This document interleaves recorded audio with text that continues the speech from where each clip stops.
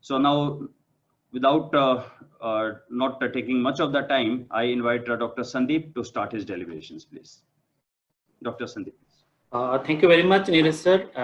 But first of all, I would like to say thanks to all of the organizers and the person behind the scenes who has organized this workshop.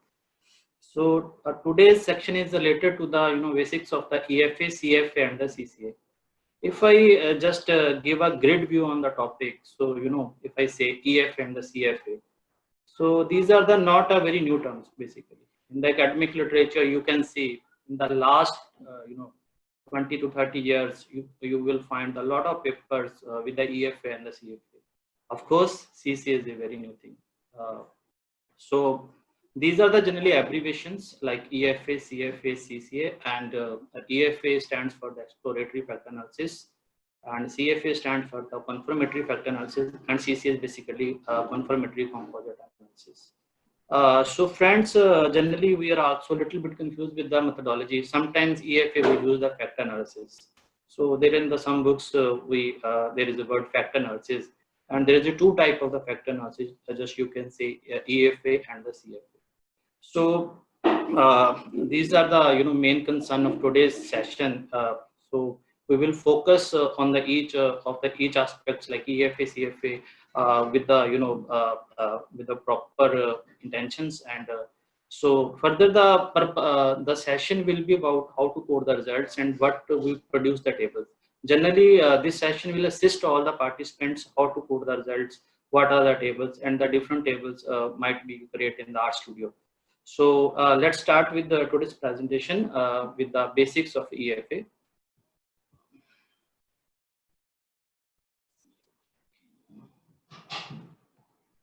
So a little bit there is a problem. So my slide is not sharing, so I'm sharing again.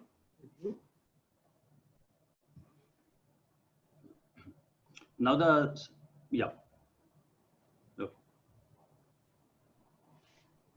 So exploratory factor analysis. So I have explained exploratory factor analysis. So friends, every research starts with the objectives. Sometimes you create the objectives on the basis of the review of literature. If one of my favorite books, C.R. Kothari, there is a research process. The first step in the research is basically research problem formulation. So when you formulate a problem, then you also formulate some objective of your research. Sometimes your objective is like to determine the things. So in a phenomena, you determine some factor like you make the objectives like to explore the determinants of any particular things. And same time you also some of the I have seen the researcher have make the objectives to identify the factor from a phenomenon. So when such circumstances are happened, so we look towards the exploratory factor analysis. So EFA is nothing but is a data reduction technique and data summarization technique.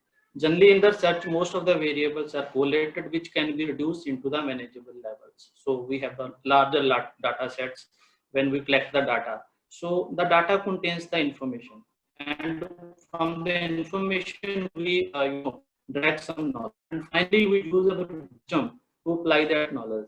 So friends, generally when we have the data, so there is a lot of information. Some information is generally observable, but some information is not generally observable. We will use the methods to drag some information. So this is basically a class which deals with the factor analysis. When from the large data set, we explain the large data set into the small parts. Small parts means in the form of the factors. From the meaning, it's also clear. We explored some of the factor from the basically phenomena on the data. We find some factors which explain the maximum bunch of information which is contained in the data. So for that purpose, we use the exploratory factor analysis. It is also a summarization technique. Summarization technique means is also explain what is the basic structure lying in the data. So further, you can say it is an interdependence technique. Interdependence technique means there is no independent or dependent variable. We just work on the with our variables. Our variables are the features, they are dependent. They are free from this concept whether they are independent or they're dependent. So EFA are designed for the situation where links between the observed and latent variables are known. or unknown. Basically, I have introducing the one word latent variable, or the. So there are the different type of the variable in our data sheet. Generally, we make a questionnaire. Questionnaires, we make the statements, and in the context of EFA, these statements are the variables. From when we have collected the data, we firstly see in the data whether there is any correlation. So that correlations make a clue that there can be some unobserved factor in the data. So thus the analysis is proceed in the exploratory model to determine how to what extent the observed variables are linked to their underlying factor. So that correlations make you clear that whether there is some factors which are basically comes from the variables or the indicator when we combine on the basis of the correlation. So in such a situation, we generally apply the factor analysis. So generally, in the simple terms, I would like to say that we have collected the data and we have some information contained in the data. In the form of the factors, we drag some information. So so we drag the information in the form of the factors. So from the large data sets, we find 2 or 3 factors or 4 factors which explain the major bunch of the information which is contained in the data. One more thing is important also, EFA apply on the metric data. So in order to apply the factor analysis EFA, so the researcher should know what is the metric data. So there are the different scales like interval, ratio, nominal and ordinals. So we can also classify these scales into metric and the non-metric data. So metric scales are those scales generally which are not formed in the groups. If you say gender is a non-metric. Basically, when we calculate the gender, so gender is generally we found in the form of male and the female. So so one prerequisition of the factor analysis, or you can say the EFA, is the data should be in the metric form. So these are the some application of the factor analysis where we can apply the factor analysis. So we apply the factor analysis to identify the dimensions of the factors.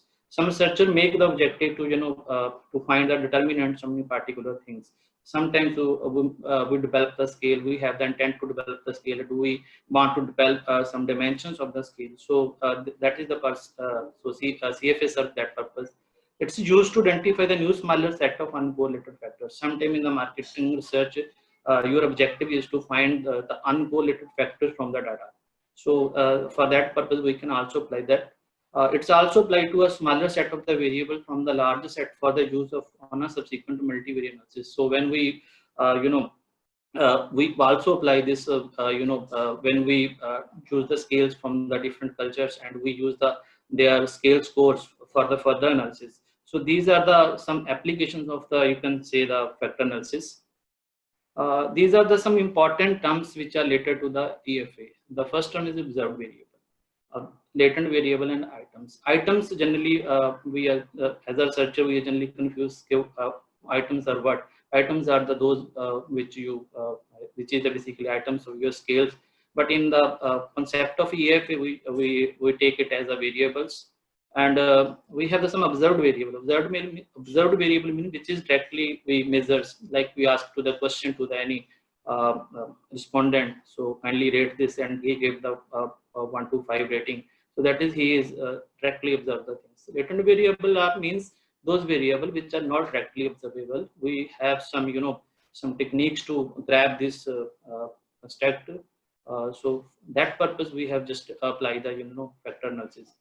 So factor is nothing but it is the underlying dimension that explain the correlation among the set of variables. So it's the basic meaning of the factors in the point of view of the factors.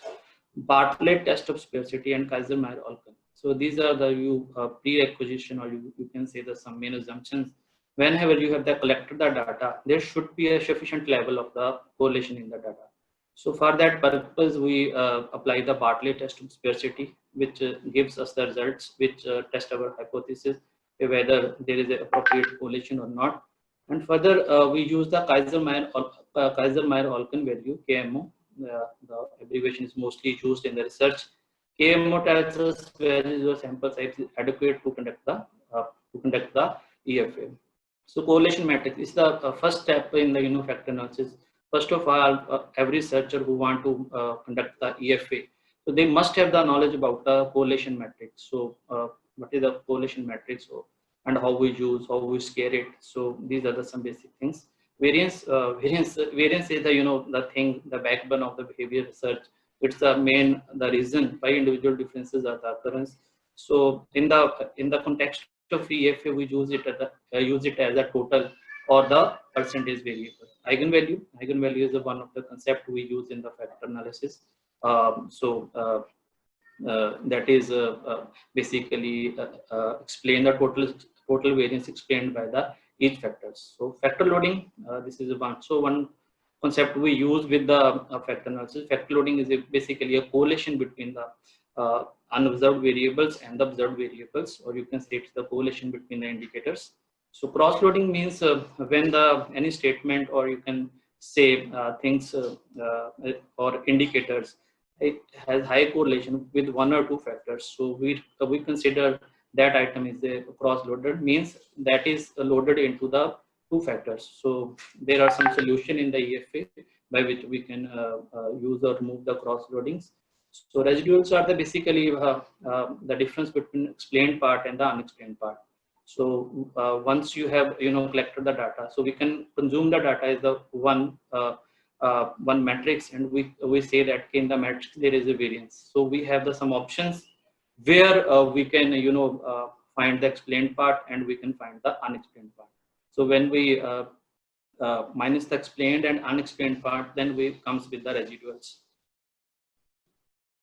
It's a very wonderful example. When in that, I think 2015, I have attended a workshop of Dr. Neeraj Kaushik. Then they have given a wonderful example of for understanding of this CF for EFA.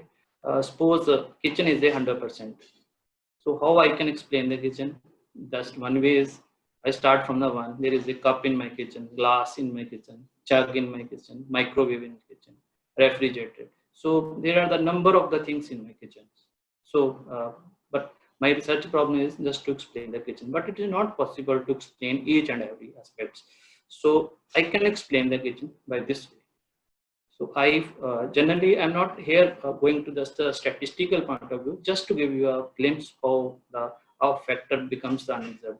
Now I make these three factors from my kitchen items. One is utensils, other is the fruit, other is the electricals. So utensils is not available in this list you can see.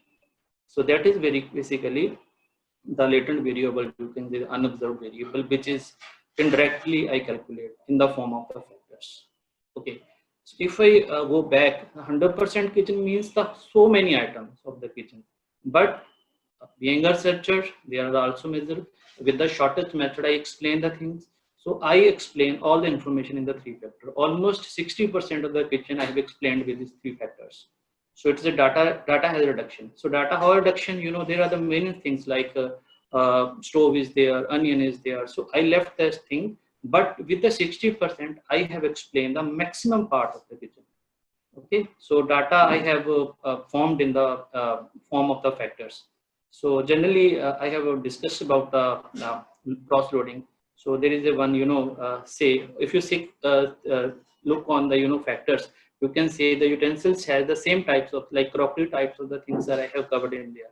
In fruits, I have covered all things which are most associated with the fruits.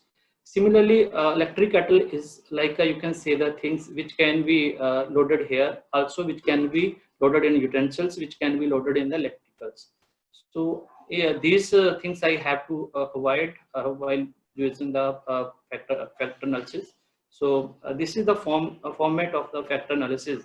You can say, or you can say the EFA, exploratory factor analysis.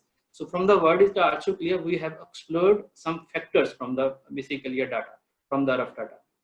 So now this structure is summarized. You can say now it's a good to explain. Now I can explain the kitchen, this kitchen in the best to best method with the form of the factor. So this way it is a data reduction technique. This way it is a data summarization technique.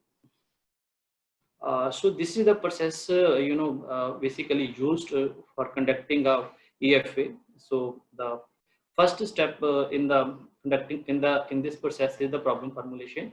Second is construct the correlation matrix, determine the method, determine the factor, rotate the factor, interpret the factors, and determine model fit. So we talk with one by one with each factor. Problem formulation. Problem formulation is like BODMAS formula. Some of times we add the things, we remove the things, and we make the bracket. Sometimes we have a lot of things we have covered and we have to delete it. Okay, so first step is the problem formulation. Means the researchers, based on the reviews, try to find out some gaps and try to formulate a problem. In the problem, he make the objective. I will determine the factor. Recently, I am working on a project where I have just make an idea. Okay, what is the role of the government, perceived role of the government in this during pandemic?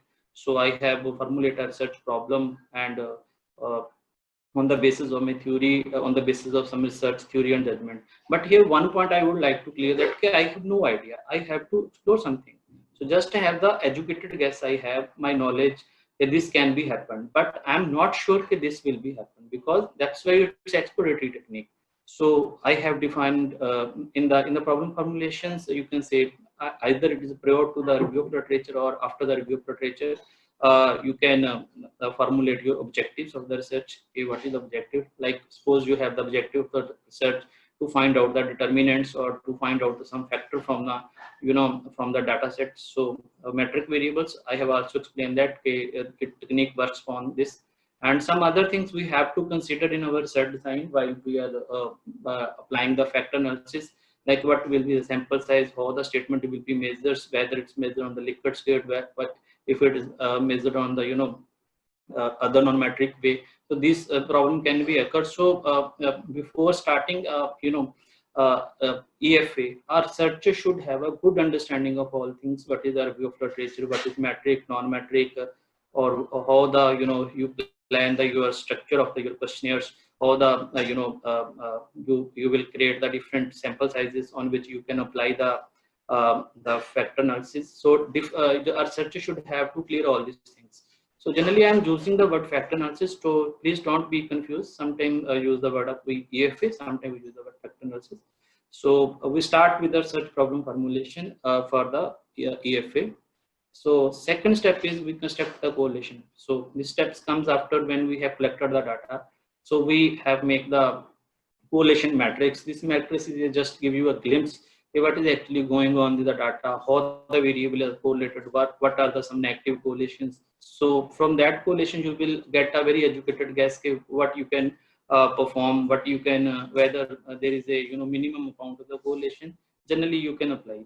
Here I would like also discuss that prior to this step, practically we here calculate the KMO value and Bartlett test of sparsity also.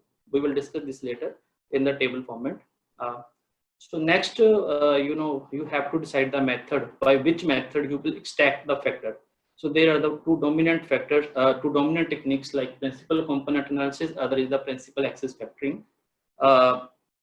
There are also the technique like maximum likelihood, PLS, and unweighted least square. But mostly in the behavior search, generally we use this principal component analysis. So here I am also introducing the new word component.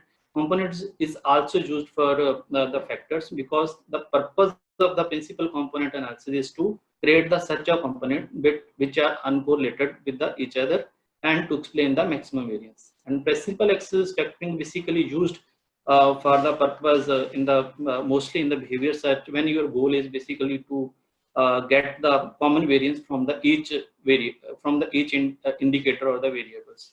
So further, we have also technique maximum likelihood and PLS, unweighted least squares. These are the further techniques which we can use, but mostly we prefer these two techniques according to our objectives.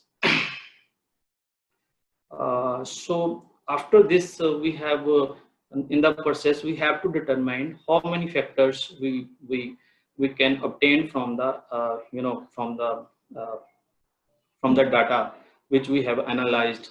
So there are the different approaches, but basically two approaches are very famous, like a priori and based on the eigenvalue. So I prefer eigenvalue because when you have no knowledge about any prior phenomena, you just on the basis of eigenvalue, you can find out the factors. So a priori determination is basically when we have a prior knowledge about the factors. This is basically used when you have used any scale of foreign country in our country. So what we have done, we have just a knowledge, this can be possibility, this factor can be good drag. So in such a circumstances, we apply this approach.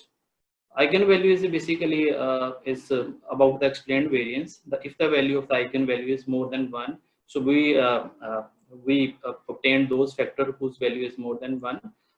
This is a bit a statistical concept, so might be in the analysis part, it might be more clear. Scree plot is the another way. Mostly I don't prefer it, but searcher can use it.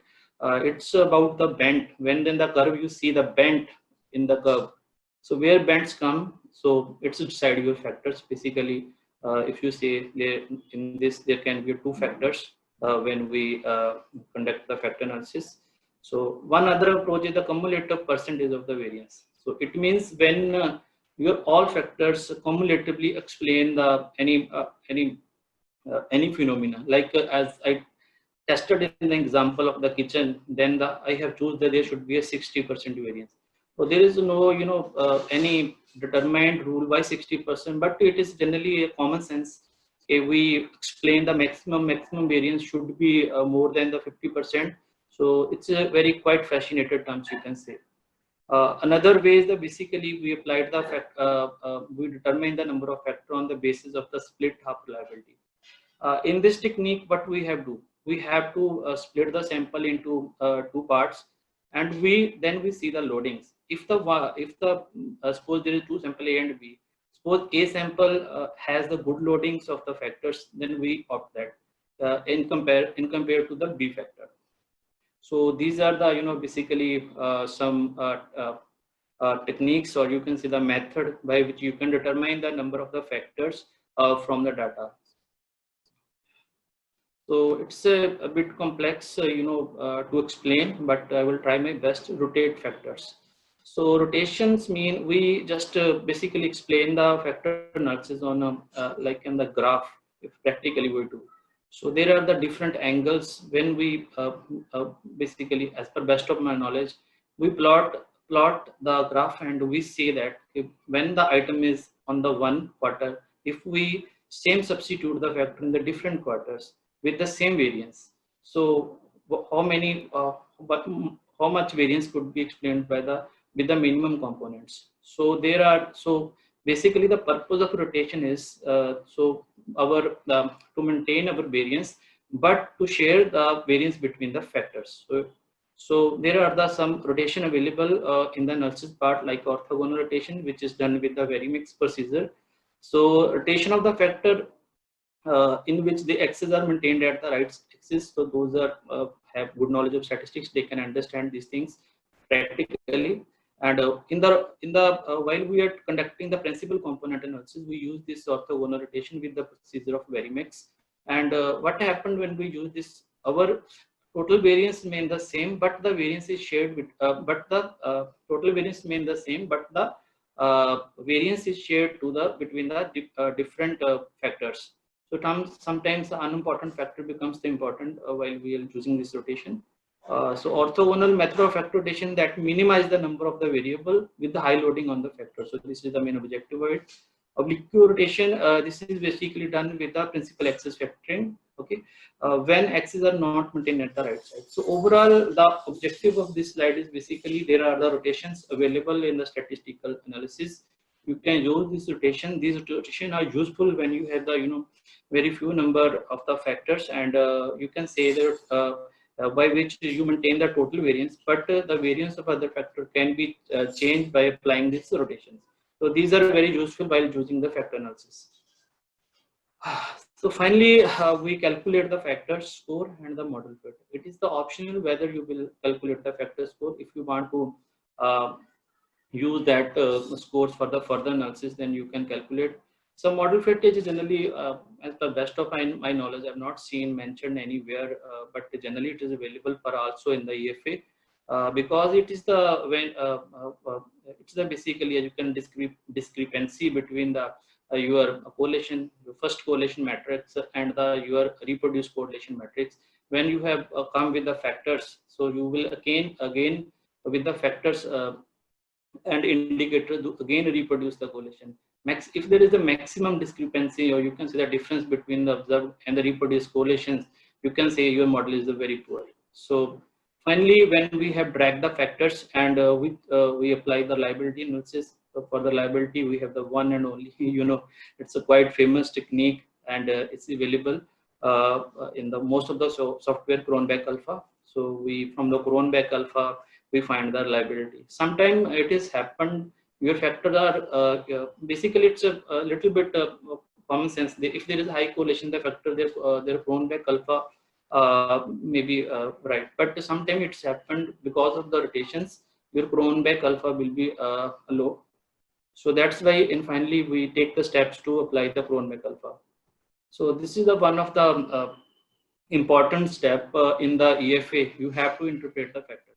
So it's the experts work, you can say the generally what are the factors you have extracted, or you give the naming, or for that purpose so that name should contain some meaning. So one of my observation that you just give that name which represent all of the items. Mostly the students who are doing PhD are asking your naming of the factor is not clear. So there are this so you should have to take advice of the seniors, or you can say your colleagues, what should be the naming, because when you start with the factor analysis, you have your own idea, but when you collect the data, your idea can be changed. You suppose that this item will go to this factors, but it's not possible, because what you think, it's not you can say all people is think on the same pattern. So these are the some things which you should keep in your mind while conducting it. So these are the if I go to the last this process, so I have covered this. So just a glimpse. So this is the technique process. In the process, you have to formulate the problem and construct the correlation matrix. Then you determine the method and determine the factor. Then you have to rotate the factors, then interpret the factor and determine the model fit. So these things are easily available when you apply any software like SPSS or Jamovi, like these softwares. But these are also you can use in the RStudio. So RStudio is very versatile. So I prefer we all should learn this thing. So when we have completed the first part, we are here. So what type of the table are produced while we are conducting analysis? So first table is mostly we use, that is Kaiser-Meyer-Olkin values, KMO value. The value should be more than 0.60. So the researcher can see that in the literature, that you can easily find from the internet also what will be, but generally 0.60 to 0.95 you can take the value for your sampling adequacy. Sampling adequacy means your sample is adequate to run the factor analysis. Bartley test is sparsity is basically a sign of the correlation. Here there is two things happen generally. Sometimes generally when I have going to learn this factor analysis, what I do just run the Cronbach alpha on the all of the data. So that also gives you the glimpse whether there is a correlation available in the data. So then, but statistically we have this test, Bartley test of sparsity, which tests whether we have the accurate correlation, appropriate correlation, which is required to run the EFA for the factors. So next table is the communalities. It is basically represent to the items shared variance with the total. So in this table we just understand we think the weather value is less than 0.5. So generally we remove in some circumstances if the community is less than 0.5. This is our main grand you can say the backbone, or you can say the main table which you should have to put. I would like to give your emphasis on the last, where I have in the table there is a cumulative percentage. In the cumulative percentage mean all of the four factors are explaining 62% of the part. So we can stop here. So generally these blank spaces means when we conduct the analysis, so the software create the the same numbers of the factor as you have the items. So generally with the some statistical method or some software available, we just hide that things. So this table, if I explain this table, table explain that there is 62% of the variance from the total sample is explained by these 4 factors. So my eigenvalue, I can say the eigenvalue from here, the eigenvalue is more than 1. So I can choose any determined method, so by which we can select the factors, and we conclude that, okay, from this data set I have these 4 factors, and which are explaining 62% of the portions. So this is well understood. As a reviewer of some journals, we accept these things. Okay, whether you are 62%, so this is not any denied things, and you will also say that, okay, there is no any permanent rule, you can say, but it's certainly nothing. But at the end, you can say it is a common sense. So this is the rotated component matrix. Before rotated component matrix, we find the component matrix. So it explains your loadings and the relationship between your components. Like on the upper side of the column, you can say there is right 1, 2, 3, 4.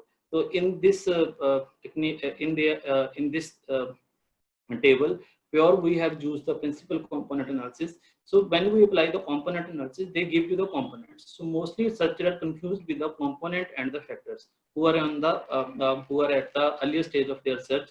So they produce the components, and in the components they explain that this item has this much correlation with this factor.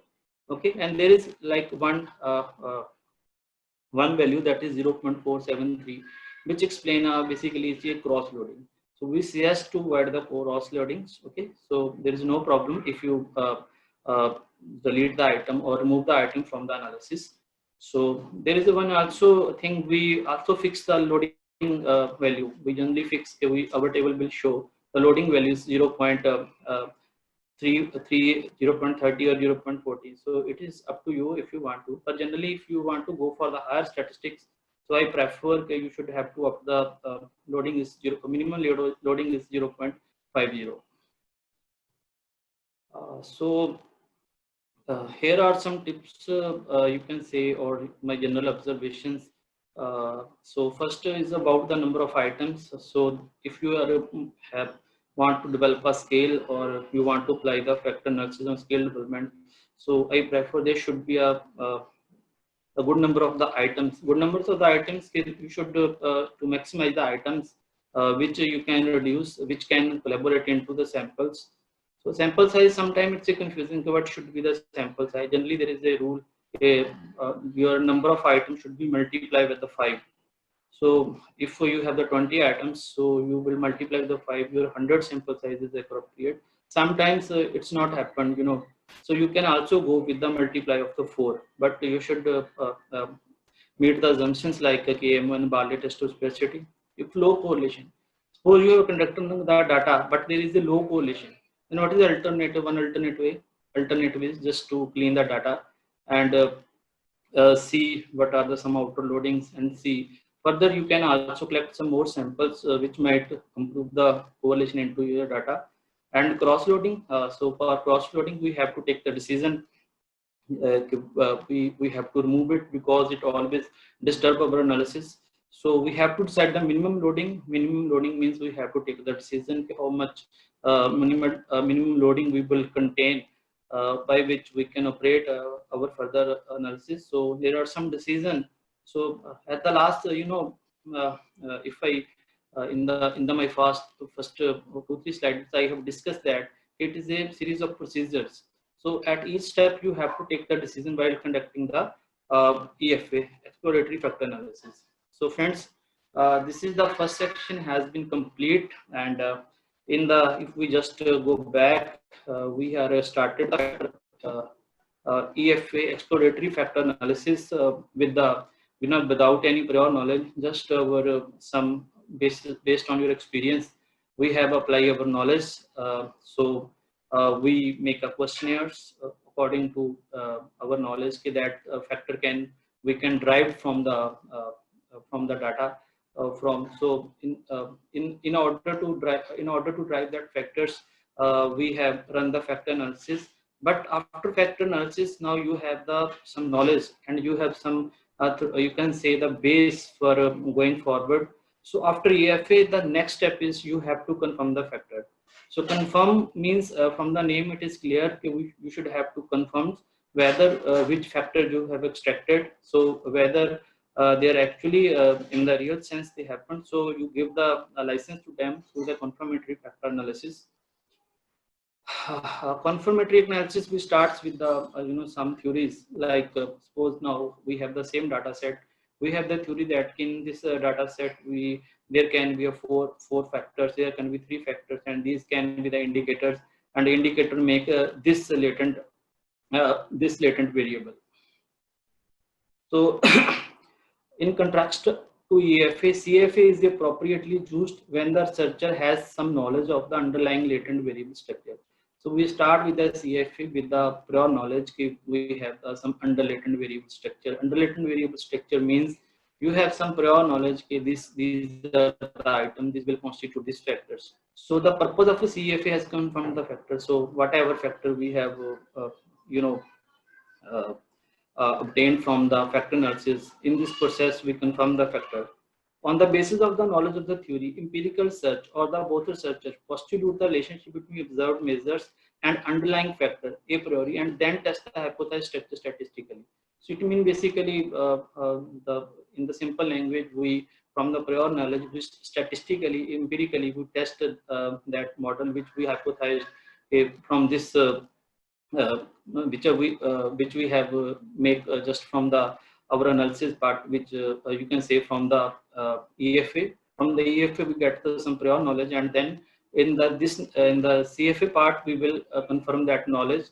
But now we are not start with the zero. We have started some knowledge, some of the you can say the hypothesis, some of the you can say the logics. We start from the here. So all of the process of confirming the factor analysis is just called the CFA, confirmatory factor analysis. So some of the underlying assumption why we are conducting the confirmatory factor analysis. Generally, we conduct the confirmatory factor analysis on the software, like whether it's a covariance-based software, what is a variance-based software.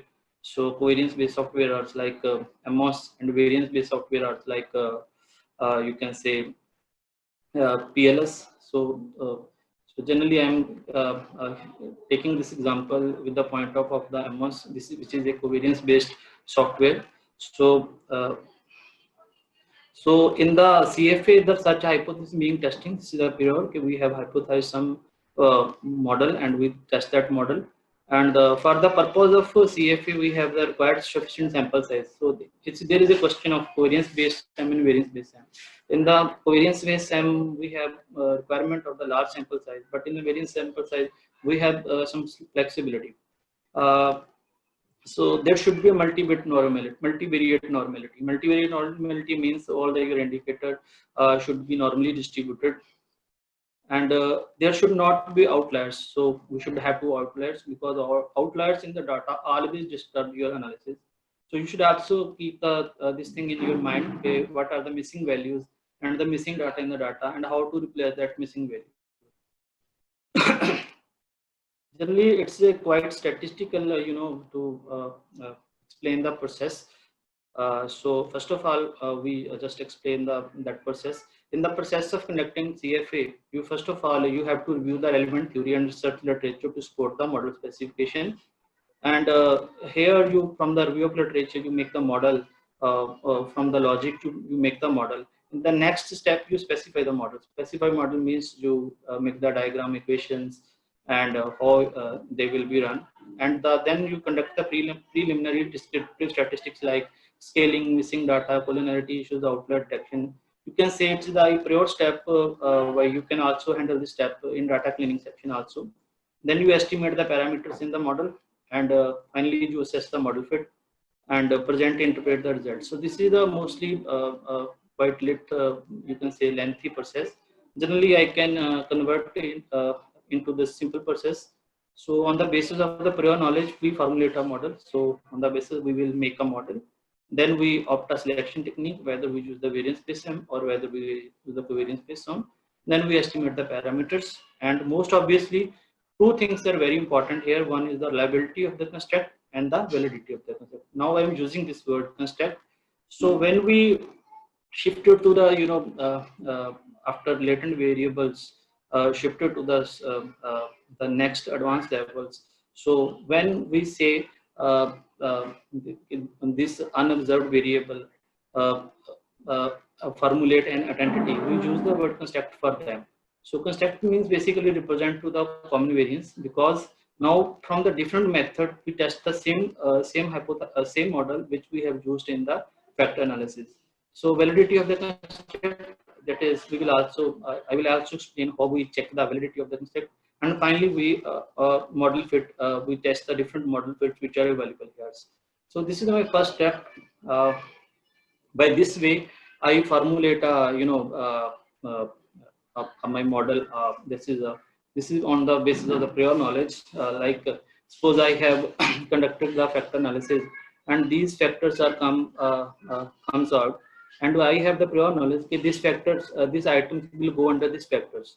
So similarly, this model is based on the prior knowledge. You have the some clue, evidence, or logic. You can say, okay, what will be the your factors, what will be the your construct, and how it will be the related to the different items. So this is the first step, you can say, on which you make the diagrams. And in the diagrams, these are the loadings. Loadings are basically the correlations of the item and the observed factor. The variable, these are the loading. These are the basically coefficient of the correlations, and these are the covariance. So covariance, because I have we have the different type of the software. Some are the covariance based SEM, some are the variance based SEM. So this is basically tested on the covariance based SEM. So the two-sided error represent to the covariance. So here we just confirm whether in reality the factor is present here. So for that purpose, we use the different techniques like convergent validity or discriminant validity and liability of the factors. Then we estimate the parameters. So next step in the factor in the CFA, we estimate the parameter. First of all, we see the loading. We check the loading, whether the loading are significant. In the covariance based SEM, we have the t-test available, or you can say the critical ratio is available, which confirm that your loadings are significant. Then we confirm the composite reliability. Composite reliability means whether this items has the reliability, sufficient reliability to constitute this this construct. So we check here construct reliability, and here we also study the variance explained. You can say, so mostly we prefer the variance explained. Variance explained, like average variance explained is one terms. That explained, okay, the what is the how much the how much the variance, total variance explained by these terms to explain this factor. So that is comes under the convergent validity. So reliability and the convergent validity. In the CFA, we conduct a composite reliability that should be 0.70, but it should be should not be more than 0.95. Like in this table, you can see these are the values of the construct reliability, composite reliabilities.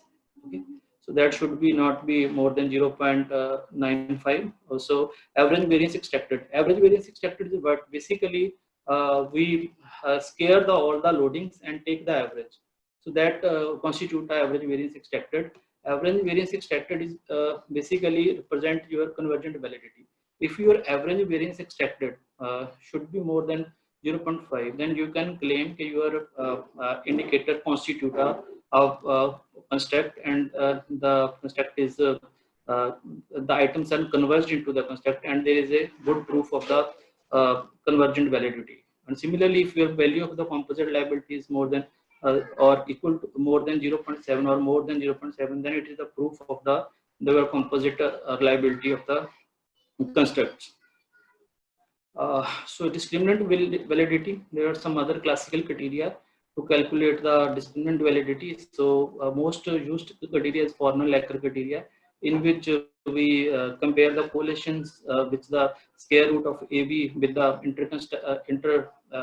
interconstruct correlations. If the AB value is the more than the interconstruct correlations, then you can say it's the evidence of the discriminant validity into the discriminant validity of the construct. So let's put again on the emphasis. So what is now convergent validity? Convergent validity means how the items are convergent to the factor and that items are making a construct. It means these items, if I have the convergent validity, it means these items are making a construct that items are converged into these factors. This atom convergently explain this factor. And what is the discriminant validity? Discriminant validity means this factor is discriminant from the other factor. It means these items, suppose this atom is sufficiently loaded in this factor, so we can say that this factor is totally discriminant, is it different from this factor because the items of this construct has the low correlation with the concept with this construct. So this is a simple explanation of the discriminant and convergent validity. Most in these days, most preferable technique to calculate the discriminant validity is the HTMT. HTMT stands for heterotrait monotrate ratio of the correlation. So heterotrait monotrate correlation should be less than 0.85. The concept is given by the Professor Georg Hensler. Generally in the covariance based SAM, this HTMT was not available, but now, as per best of my knowledge, now in the new new editions in the MOS software also HTMT is also available. But it's quite easy if the researcher has a little bit understanding of the correlation between the construct, they can manually also calculate this HTMT. Finally, we are here for the model fit in the covariance based SAM. Just what we then we have the in the observed correlation and expected correlation. We compare the matrix of observed correlation and the expected correlation. Then we say the discrepancies. On the basis of discrepancies, we decide whether model is ever fit. So some of the model fit criteria are available to us, like chi-square divided by degree of freedom. The value, these are the threshold values. Say that value should be less than 3. P value for the model SV, that should be greater than 0.05. CFA, comparative fit index. So that value should be the value from 0 to 1. The value more 0.9 is also acceptable. Goodness of fit index, aggregate goodness of fit index. These some indexes are available by which we can evaluate our you can say model. Standardized mean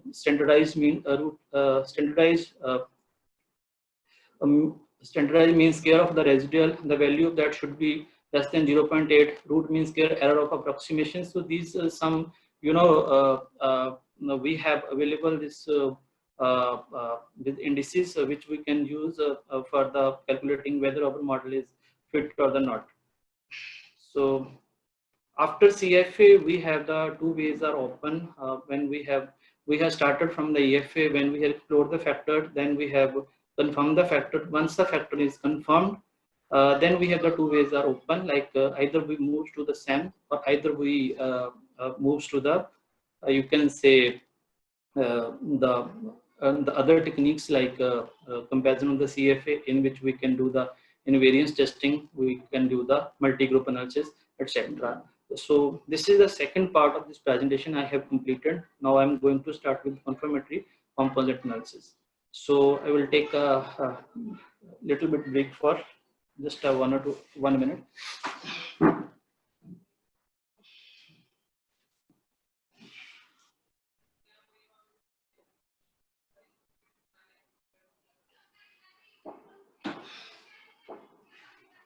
So this is the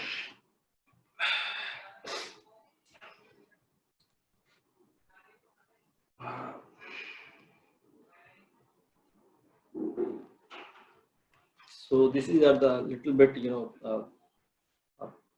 can see the previous slides what I have explained to you.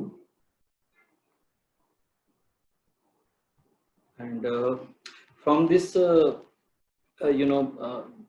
the understanding of these two concepts, from EF and CFA, we can write a very good research papers, because these techniques EF and CFA are still in the fashion.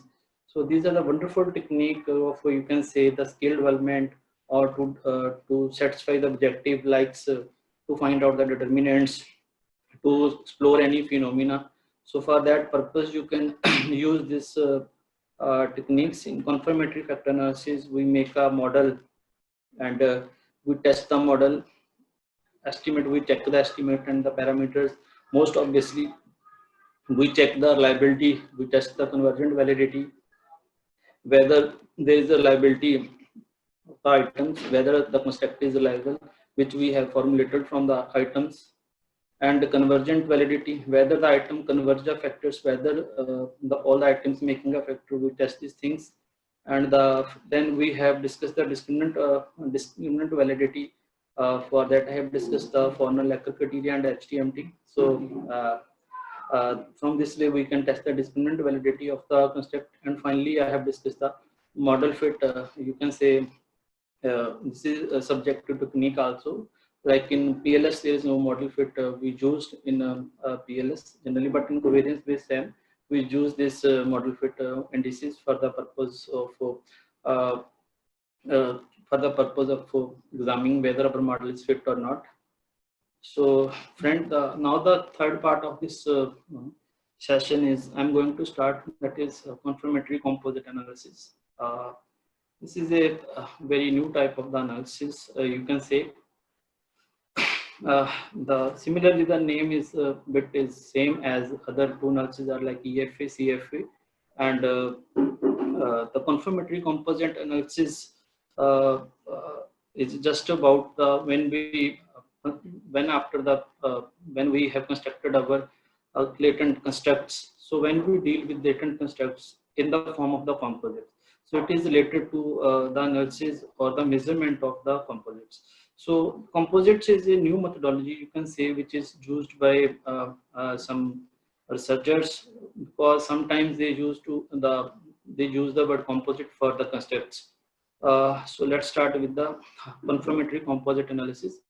The concept of CCA is introduced by Georg Hensler in 2014. The concept it is produced by the Professor Georg Hensler. So there is a CCA. There is a they explain that there are don't calculate they calculate the factors in calculate the latent variance in form of the composites. So CCA is a subtype of the structural conditioning modeling that discusses the composite models. So it is a bit confusing how it's a type of the structural conditioning modeling, but generally CCA give you the new look on the on the previous things. Whether we have the construct. So if we have the construct, so how we can measure the construct as a reflective and the formative. So I have now introduced the new word reflective and the formative, and later we will explain what is this. So the structure has begun with referring the measurement model step as the PLSM as CCA.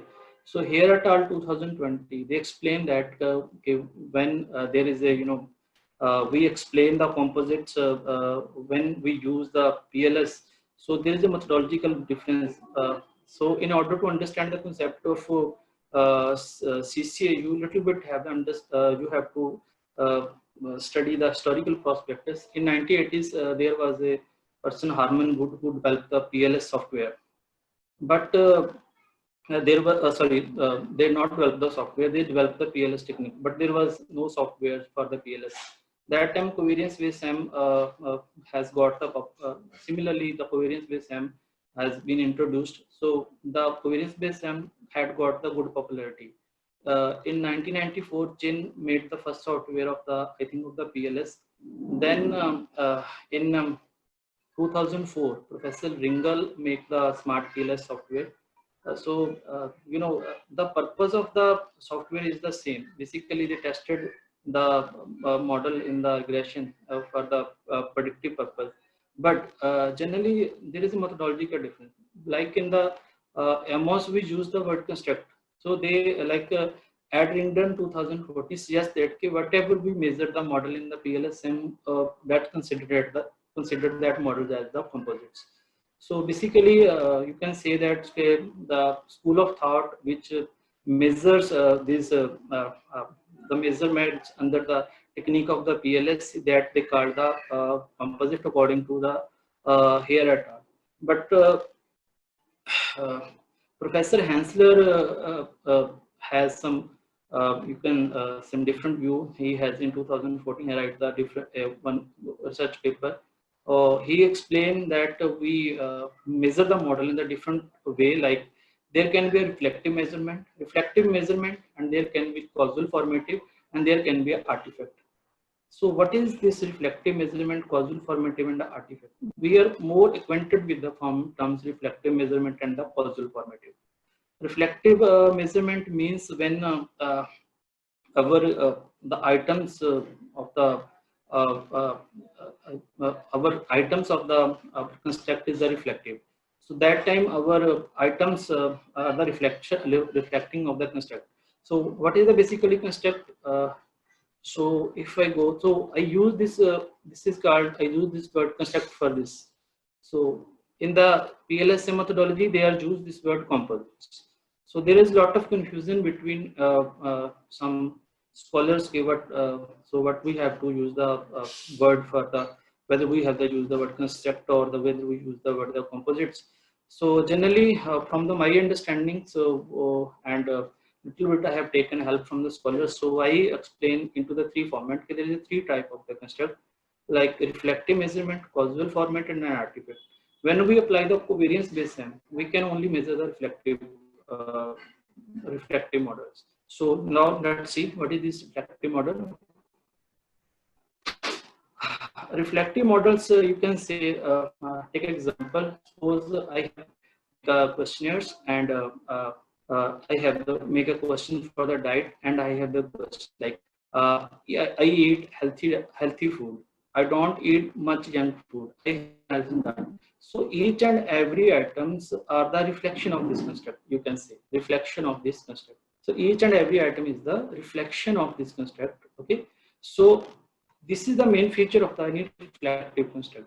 Reflective measurement model are the backbone of the behavior search. Mostly we use the reflective models in our behavior search. So construct causes the indicator. It means that the construct, please look at the arrows, the construct now causes to the indicators. So it means the construct is the cause of this indicator because these indicators are reflection. So the scale does not represent any construct. In the reflective model, the scale is not represented because that is not represented to any full scale by this by these items. Take measurement error in the count of the at the item level. So now the error is on that. If we consider that this is our dependent variable, this is our independent variable, then error contains on the items. So dropping the indicator does not change the meaning of the construct. If in the reflective model or the you can say reflective measurement, we drop any indicator, so the dropping of the indicator does not change the meaning of the any particular construct. So there is a one. So what is the basically correct in the reflective models? Your items are interchangeable. So you can drop the items if they are not fit in the models. So there is a one more example. Like hotel satisfaction. In the hotel satisfaction scales, the reflective items are I appreciate the hotels. So basically, I ask the question to the respondent from the different way about the same things. So from this, applying this, items like the second item is I am looking forward to staying in the hotel. I recommend this hotel to the other. Basically, I ask the same question in a different format. So these types of the you can say constructs, you can call the reflective constructs. And we measure this. So the next step is how we measure this reflective construct. We will discuss in the later slides. So this is the one type of the you can say the construct like the reflective construct. Next is the causal formative. Causal formative till 2014, I was just I just feel it is a very complete, complete construct. It means when the your indicator of your construct explain to, because now this indicator cause the construct. So it means they cause the construct, but they are not totally explaining to this construct. It means there is some error is left. I was confused while using the PLSM, because in PLSM there is no error. So we just assume that okay, all the indicator when 100% explain to this construct, this linear combination of this construct 100% explain to this construct, then this is a formative measurement. But in the Hausdorff view is different. We can't explain the causal form the 100% of this construct, because always remains with the error. Error means some residual always remains same. So take example. Suppose this construct, and I ask this question. The service is good. This is about the service of you can say of the hotel. The person is friendly. The room are clean. Now I am asking the different things. Now I am asking the different strings when I plot this in this model. So there should be the regression between E1 to this construct X. So basically my E1 is a cause to this particular construct. So here I am not considered with the loading. In the formative models, I am considered with this loading. Here I will take care of the weight. Okay, what will be the regression weight is given by what will be the regression weight which comes between this and this. So the feature of the basically causal formative construct is the indicator causes the construct. So indicators makes the construct, and there is no reason to expect the measure are correlated. So we assume that in this example, we can say that okay, there is no correlation between this construct. So the scale score does not represent the construct. So all the scales are not represented in a particular construct. And we take the measurement error into the account on the construct level. So we at the construct level, we use the measurement error, and dropping an indicator increase the measurement error and change the meaning of the construct. So if we drop any indicators, so that will change the meaning of the construct. Okay, if we drop the indicators here, so it means our residual will be high. So generally, I believe that from I believe that okay, this is a complete measurement. But later I came to know that there is also error. Sometimes we make the construct, we use the different item to explain the any construct. But practically we think it is very difficult to explain the 100% part of anything. So, but generally we can use this causal formative model to explain the phenomena in the good level. So this is called causal formative construct. This is the last type of the construct you can get, artifact. This is the invention or the main focus of this today's presentation. So artifact is a you can say like it's a we use the word composite for the artifact. So composites are basically represent to the identity which is 100% explained. So Professor Georg Hansler explained it into the different sum. They explained it as the term artifact should be understood in the broad sense. So we should have the artifact should understand the term in the broad sense. Broad sense means artifact means like when we construct anything. Okay, so I will try to explain this in a best way. There are the design constructed with the formulator and entity. Like a designer formulator. Suppose we are the design. We design the anything, we choose these are the elements which make any entity. Means we perfectly designed the thing. We know if we remove this element, the design will not be complete. So when you are designing the artifact, so we design, we act as a designer. So means we select some variables which totally complete make an entity which should be perfect and which explained the 100% or to the construct. It is related to the design science aiming to generate a body of the knowledge or on how to create improvement specific type of marketing instrument. Generally, it is good, good news for the marketing. Those are in the marketing field, because the artifact which is discussed by Professor Georg Hansler is came from the marketing. The researcher has to think like a designer. So researcher had things to designer. Designer means when you make a emergent variable, use the emergent variables to constitute an entity which is perfect. Perfect mean which is 100% explained. The idea behind is that artifact, the whole is greater than the sum of its part. So it means when we explain a 100% part, when we use the whole item, and so it is always greater than to explain the things into the parts. Take example. Brand equity. Professor Hensler chose example. So brand equity with these emergent variables, brand awareness, brand associations, brand quality, brand loyalty, brand properties, make a design artifact. And you can see, please see, this is the representation of construct in the hexagon. So the what are the so means these variables created an entity which is 100% complete. When we design the construct, in that we have used the different first level just second level of variable to design a construct. We design an artifact. So Professor Hensler told that when we examine the composites, that is called confirmatory composite analysis. So what are the features of an artifact? The indicator to make up the construct. High correlation is common but not required. The scales co-represent the construct. Here the difference is that the scales co-represent the contrast, means this is the now 100% identity. Does not involve measurement error.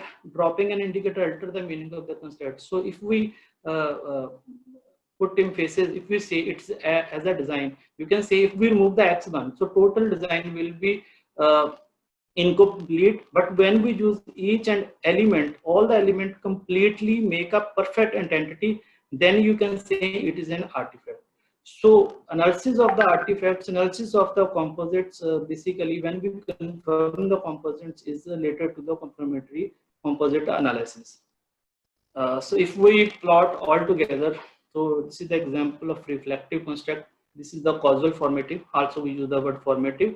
And this is my artifact. There's a difference between the causal formative and artifact is that there is a measurement error and there is measurement norm. So evaluation of the composites, evaluation of the artifact, we can say it's related to the confirmatory composite analysis. So here are the how some parameters which is provided by here at all, how we measure the reflective models. So we measure reflective models by estimating the loading and the significance of the loading. We check the indicators reliability, and then we check the construct reliability. Then we find the average variance extracted. Basically, similarly as we have done in the CFA, we similarly we test the loadings and their significance of the loading. Then we check their convergent and discriminant validity. Then we test the nomological validity. Nomological validity means we check our construct has some relationship with their prior tested constructs or predicted validity. In this, if we have more than 2 constructs in a model, then we also check the predictive validity through the, like in the PLSM, there is a PLS predictive variable. So this is the basically assessment of the reflective measurement. So this is the assessment of formative model, or you can say causal formative. We check the convergent validity. In the convergent validity, we check the redundancy analysis. We check the indicators multicollinearity. So we check whether there is a if there is a high correlation between, then it can disturb the regression weights. So size and significance of indicator weight. So here I would like to focus your attention that in the assessment of formative and the artifact, we measure the weights, regression weights. So size and significance of indicator weight, we check the size and significance. Then we think about the what is the contribution of indicator, means which weight is the more important. And then we check the predicted validity. Predicted validity means when we chose those construct for the further purpose. So this is my general experience on the basis of my a little bit of my experience, what I have studied from the literature. There is no full-fledged procedure, but generally best of my understanding, I prefer this. These are the assessment criteria to understand or to measure the composite. Like we should have to, at the first step, you to understand the you should have to measure the indicators weight. Then you should have to check the indicator's multicollinearity, then the significance size of the indicator weight, finally contribution of the indicator. This is make the difference, like finally model fit. So there is a conflict between the thoughts. If we use the PLS, so there is no some scholars or developers say there is no need of model fit, but Professor Georg Hensler, they have the opinion that model fit should be required, and model fit is the global way to test any model. So we have we have to select the two things, whether it's fit indices or exact test for the model fit. So fit indices mean, like I have discussed in the later slides like CFA. So here is we have the only one best tool we can measure by that is standardized mean root square error. So the value of that should be 0.8. The test for exact means, so they prefer to use bootstrapping, and by bootstrapping they create the intervals and also check the quantile value, 5% quantile value, or you can say interval value, to test this SRMR value.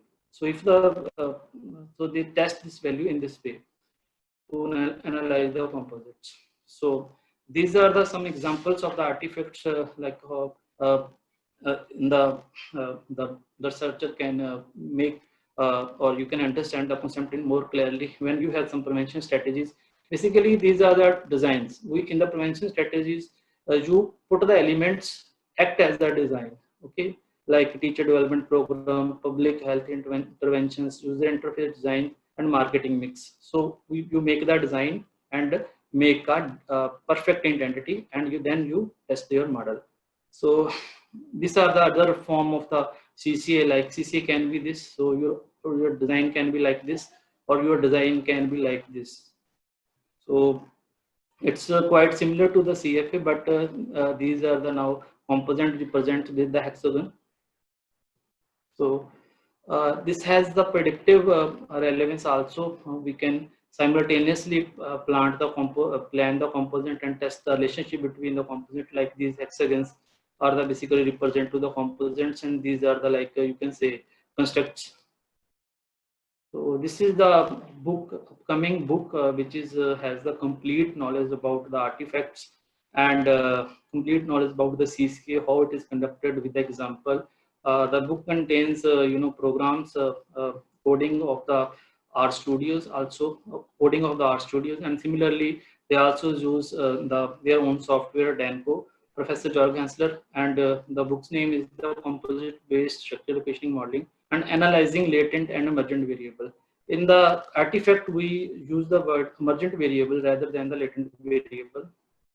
So finally, we are here with the exploratory, just to comparison with the three. What is the basically you can say the common, and what is the differentiate EFA, CCA, and the CFA. So in the EFA, we use the principal component analysis. We mostly use the total variance and explain the find the components which explain the maximum variance. So similarly in CCA, also we explain the total variance, and in the confirmatory factor analysis, we use the common variance techniques. Basically, we use the maximum likelihood and explain the what is the common into a construct.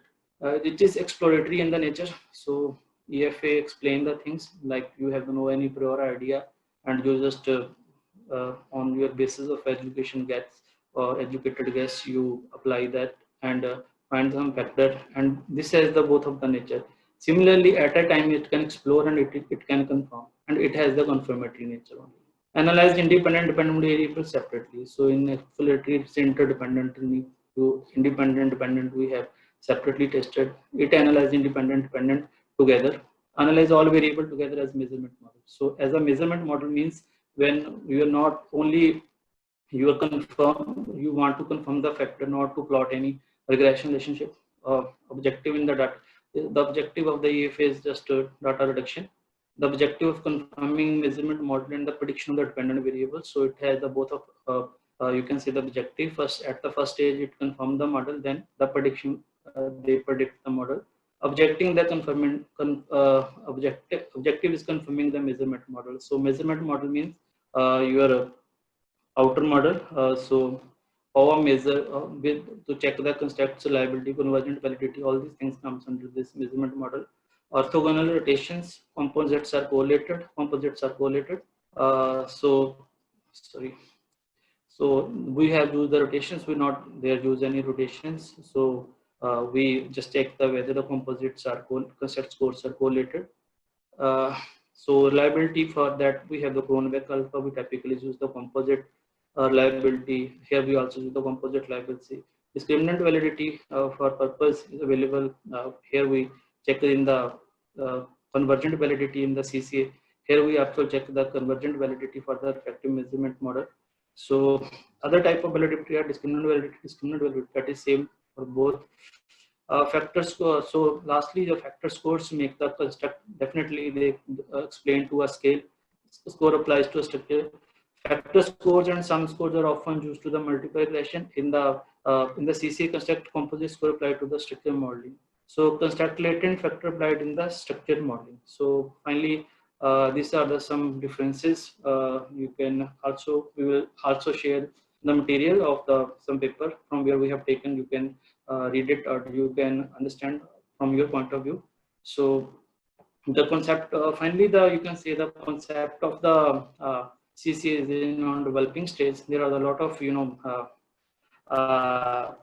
counterparts are going on here. You can say rivalry is going on between the different search scholars. Some says that we the methodology to test the reflective and formative model, and to testing this reflective and formative model in the PLSM techniques with the new methodologies are the composites, and some other point of view that we can classify the latent variable into two parts, like reflective and for causal formative, and then we classified the other composite like artifact as a composite. So there is a lot of difference difference in views going on. So still this concept is on a developing stage. So in future I expect there may be more clarity. And so this is all about my presentation. Thank you very much for the kind listening. Lastly, I will share some of my articles with you just for the purpose for the scholars to how to write the results of CFA, factor analysis, and more heavily about some CCA. Thank you very much. Thank you very much, Neeraj sir. I welcome all the participants in the second session. And here, my role is just to represent you the few papers. So this will be helpful for the researchers how they can write the papers by using EFA and the CFA, and how you can incorporate the tables and some other things. So generally, I will give you the brief idea whatever I have done in some of my papers. Like one paper is that determinants of e-banking adoption from customers' perspective. So this is I have written 1.5 year back papers. So just I have no idea about what will be the determinants of the e-banking adoptions, and we go to the literature, we study the literature, and from the literature we make some hypothesized guess, or that can be the factors, and we find this is security is the one factor, and we study that whether this factors actually exist or not, and some literature is available about the security. Then about the services, we formulate, we see service can be the one factor. So then convenience, then perceived skill, then loyalty, and from the literature, I have just a pure idea. This can be the factors, but in India, I would like to explore these factors. So at the first step, what I have conducted, we hypothesize these factors, just try to formulate a structure, try to form the factors from my data. So on the basis of these, factors which I have perceived or hypothesized, I make a questionnaire, and on the questionnaires, then I have collected the data, and then I apply the factor analysis as well as the confirmatory factor analysis. So in the paper, I also coded KMO value and all things. This is the table of explained variance. So So my review of literature gave me the spurts to give the name to the factors. These are the coding, loadings, and eigenvalue. And I also write those values which are not loaded, which have the low loadings also. So with I have also explained the Cronbach alpha, which is basically the reliability of the factors. And from the data, from the first analysis, I have come with the these factors. So generally, one thing is very understandable if you say on the point of view of the factor analysis. Generally, what we do, we apply the EFA and CFA on the same data, but this make no sense. So it's my personal suggestion or my observation is that people, researchers should have to collect the two different samples and apply the data on the different samples to apply the EFA and the CFA. And pre-testing I have conducted after the factor analysis. I am come with these factors and Excuse me. later I will. Yes, sir. Have you opened the paper or you are still on the folder? I am able to see only the folder, not the paper or something. Okay. Just a minute.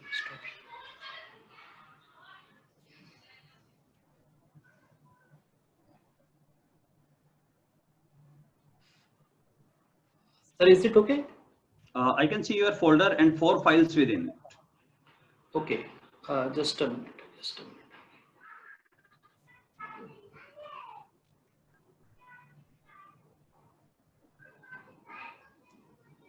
Is it visible, sir? No. Yeah, it's visible. Okay. So this was the paper about the determinants of e-banking adoption from the customer prospectus. Little bit I have explained on the basis of the review. We make some guess, or these can be the factors like service, security, convenience, perceived skill, loyalty. Then we have make a questionnaires on the basis of these factors, and then we run the factor analysis and we confirm these factors. So we are with the factors like 7-8 factors here. So we on the basis of eigenvalue we selected these factors, and I also cover which are not loaded. Sometimes a reviewer asks you, so why you are not loaded, so why you are not represent all the items which you have removed. So I have also explained. Then pre-testing. Then I am shifting to the confirmatory analysis. I have taken another sample. So another samples with a different technique like maximum likelihood on the MS. I have I have conducted the CFA and the CFA. These are the estimators which I have examined in my presentation. This is basically factors. They are a critical ratio value, T value. It should be more than 1.96. So all loading should be significant, and their R scale value and their loading weight is there. Further, I have checked the reliability and validity of the construct. So we have in the reliability and validity of the construct, we have two issues. First is the convergent and discriminant validity of the construct. In the reliability, I have used composite reliability. In the convergent discriminant validity, I have used this Forner-Lecker criteria, and this is the some value which also give explanation to whether there is a reliability like CR composite reliability, KV, MSV, ASB, and this value sure there is okay, there is the issue of the conversion validity exist or not. Then I use the Forner-Lecker criteria. So recently I will suggest to use the HMT because it is most preferable. It's more desirable. I'm not saying it is overtake the Forner-Lecker criteria, but it's most useful. Then these are some fit indices I have used. This is the book from I have taken this, and these are some values. And this is my model. And in this model, I think I dropped the one factor because of because of the convergent validity issues. So this is my model, and finally I have discussed, and now I has explained that now after the CFA I have two ways whether I take all these construct factors to the regressions for the further predictive analysis. And this is all about the discussion, how we one by one factor discuss how it can be suitable in Indian conditions, how it can be in the previous literatures, how related to them, and finally conclusion and some recommendations also there, how this my study is useful for in the Indian scenario, and finally limitation and future scope of research.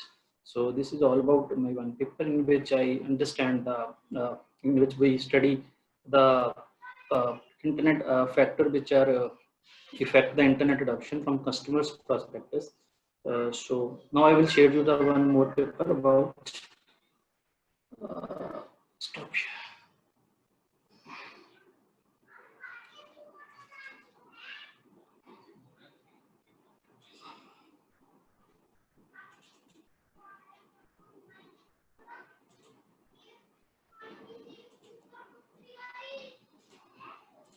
This is one more paper on. So is it my is it visible, sir? Thank you. So in this paper we estimate we just explore the role of government in sustainable growth. So my co-author is Dr. Rajni with me, and she is the first author in this paper, and we have the no idea what can be the role of the government. We just go to the review of literature. So much of review of literature we have conducted, we have done, we have reviewed. From the review of literature, we estimate if this can be the factors, and we also uh, uh, provide the studies which are related to these factors. So then we have already basically in the one in the one study we have also published the factor analysis of this particular uh, constructs. So in the next stage, we have conduct the confirmatory factor analysis on a DENCO, advanced analysis of composites. This is one software. So similarly, check the constructibility and the validity. And so I will also show you the tables. These are the table produced by the this is demographic tables. This is the table produced by the construct liability validity tables, AV econ 1 by alpha composite liability, and this is STMT. The software provides us the table. That value should be less than 0.85 or 0.9. This is my cross-loading table. Cross-loading is also a way to describe the discriminant validity. You can also use it with the literature support. And finally, when you are purpose is basically examine the underlying construct of the factors, you can choose this value which is provided by the software. So this is the paper by in the both the difference between both of the papers that in the one paper I have used covariance based SEM, in the other paper I have used the variance based SEM. All the papers are in the press. These two papers are in the press, and now I will share the last paper. Recently published in the this is my so this is a paper is about how to we measure the reflective measurement models. So in which what are the criteria what we can use and how we can use the composite if we considers our reflective or the composite. So this is one of the in this paper, we study the mediating role of self-efficacy on the relationship between conscientiousness and procrastination. So here would I like to focus that okay, this paper is not about CFA or CCA. It's just explain the relationship. But the reason to show this paper is that I think it can be a good example how to code the result when further in your search you write the tables, you use the statistical analysis. So this is the basically introduction part. In introduction part, I explain what is the importance of the variables, like what is the importance of self-efficacy, conscientiousness, procrastination, how it is contribute to the HRM performance and human resource management. So last we explain the variable, what is conscientiousness, self-efficacy, and procrastinations. Okay, then context of the study, where the study is conducted. And on the basis of the review of literature, we formulate the hypothesis like there is a relationship between conscientiousness and the procrastination. Sometimes the researchers find the correlation and make the hypothesis there is the effect of X on Y, but it is sometimes point out by the editor. You have to show the bivariate relationship. You have to show there is a both have the relationship and don't claim the cause. So sometimes you have to make such type of the hypothesis, and this is my proposed hypothesis model.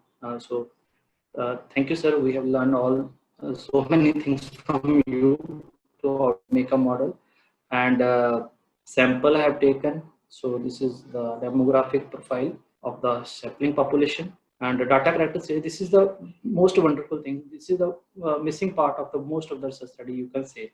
Just to start the analysis, we just write on about the analysis and this thing, this one, but it's also important to, you should have to discuss the data characteristics. This will give you the logic why you apply the data. Like you have tested the multivariate normality, you have what is the skewness, how you handle the missing value. So you can discuss a number of things in like kurtosis, skewness, which is occurred in your data. Finally, you results. So in the results we have discussed first of all indicators, correlation matrix, then obviously then indicator loadings as I have discussed, and they are non-significant. Which loadings are non-significant also explained. And measurement model is basically when you study the outer part of any model. So in which the same things like we have to test the composite reliability and average variance extracted. And with HTMT is basically a sign of convergent validity we use for the convergent validity. So with my 3 construct, I check the convergent validity, and next I formal criteria I applied correlation Mangalerton variable with the square root of AVs. So this way I use formal criteria. So next is the structure model assessment. In the structure model assessment, I have tested all the path. This is very important, but you write whether hypothesis is rejected or accepted. Usually in my experience, the researcher should write the word supported or use not, because there is a lot of confusion whether to write the hypothesis is accepted or rejected. So endogenous variables are, and their VIF, basically VIF we check whether there is a polarity issue, and VF-scale is some advanced technique to test where is the effect to explain the effect size, and this is my tested model. And finally, this is the PLS predict, like in the measurement of reflective, I will explain there is a predictive reliability. So with the PLS predict, I have tested the predictive relevancy. So two things are also important, right, on the multicollinearity if there is exists, and common method biasness. So you have your own method or own your study material to code the CMB, common method biasness. Then discussion part where results are matching with my previous results or not. So finally conclusions and practical implications, and I have discussed the future scope of the research. One thing I would like to highlight there, the researcher should also first of all understand the guidelines of the journals. If you are little bit you are deviated from the guidelines of the journal, so the editor or reviewer don't like it mostly. They generally they put these things in the you can say in the negative side. So this is all about how to measure a reflective model. So there are also literature available on the internet, or you can study how to evaluate the causal formative model, and so you can see it from there. And further we have also shared further study with all of you. So sir, thank you very much. This is all from my side. Now sir, over to you. And thank you very much all the participants and the organizers once again. And so Cardlock, thanks to you sir. Thank you very much.